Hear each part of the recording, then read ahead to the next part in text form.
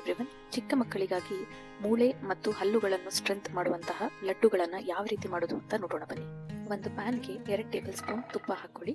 ಅದಕ್ಕೆ 50 gram walnuts, 50 gram ಬಾದಾಮಿ, 50 grams sunflower seeds ಹಾಗೂ watermelon seeds ಅನ್ನು ಸೇರಿಸ್ಕೊಂಡು ಅದನ್ನು ರೋಸ್ಟ್ ಮಾಡ್ಕೊಳ್ಳಿ.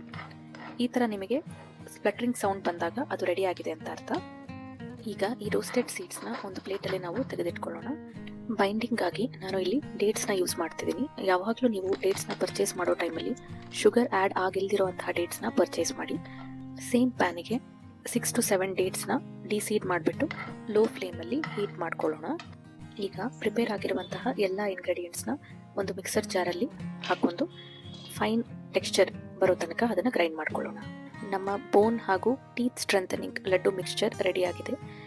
ಸ್ವಲ್ಪ ಬೆಚ್ಚಗಿರುವಾಗಲೇ ಇದಕ್ಕೆ ನಾವು ಲಡ್ಡು ಶೇಪ್ಸ್ನ ಕೊಟ್ಬಿಟ್ಟು ರೆಡಿ ಮಾಡ್ಕೊಳ್ಳೋಣ.